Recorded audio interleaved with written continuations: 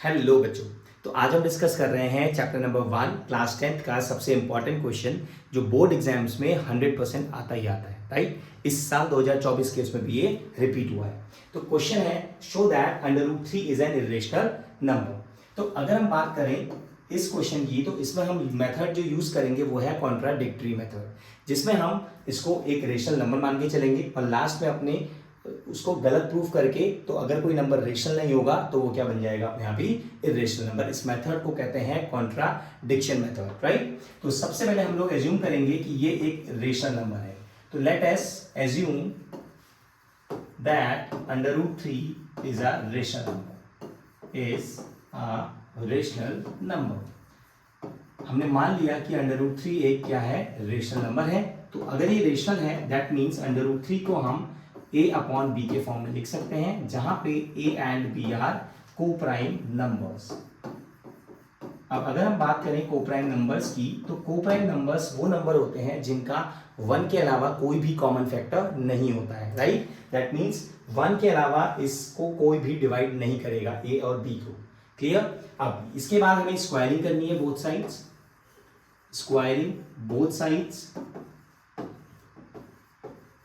जब हम स्क्वायरिंग करेंगे √3 का स्क्वायर बनेगा 3 और राइट हैंड साइड में a square and b square as it is, right. उसके बाद अब हमें क्या करना है, हमें b स्क्वायर को इधर क्रॉस करना है and 3 will come in the denominator of a square और ये आ जाएगा b square equals to a square upon 3। हम इसे फर्स्ट इक्वेशन कंसिडर करेंगे और this will be first equation. Now अब हम इस इक्वेशन के थ्रू कह सकते हैं कि 3 जो है वो a स्क्वायर का फैक्टर है, राइट। तो अब नेक्स्ट, तो therefore 3 is a factor of a square and 3 will also be a factor of a also। अगर कोई भी नंबर किसी नंबर के स्क्वायर का फैक्टर होता है तो वो उस नंबर का भी एक फैक्टर होगा। देन एंड अब हमें कंसिडर करना है लेट,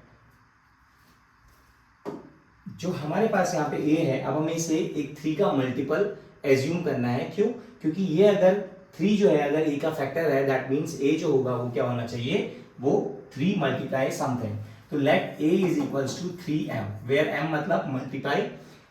अब जब हम इसको फर्स्ट इक्वेशन में रखेंगे तो we will get b square equals to 3m whole square upon 3।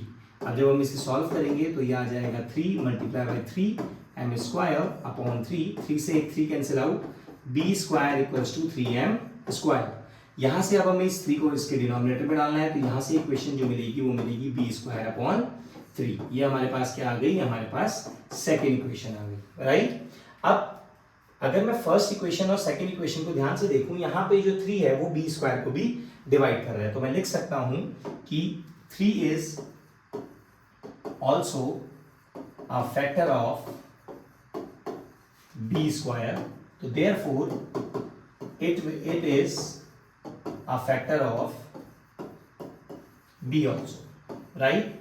ये b का भी फैक्टर होगा।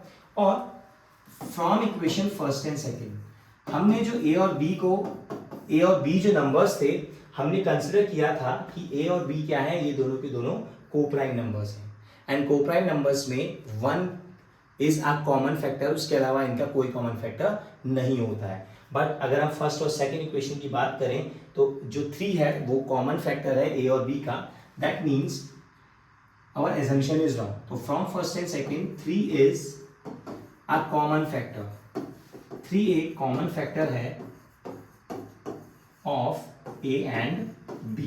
तो that means therefore our assumption was wrong, क्योंकि हमने इसको कोप्राइम एज्यूम किया था but according to the proof हमारा एजम्पशन गलत हो गया। आवर एजम्पशन वाज रॉन्ग,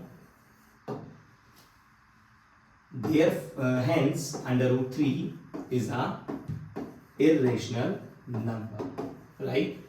तो कॉन्ट्राडिक्शन मेथड से हमने इसको एज्यूम किया था। हमने जो प्रूफ करना होता है हम उसका अपोजिट इसको एज्यूम करके चलते हैं। तो यहाँ पे हमें इसे इरेशनल नंबर प्रूफ करना था तो हमने इसको रेशनल एज्यूम किया और उसके बाद लास्ट में प्रूफ किया कि हमारा जो एजम्पशन था वो क्या था, वो गलत था, तो दैट मीन्स अंडर रूट 3 क्या होगा, एक इरेशनल नंबर होगा।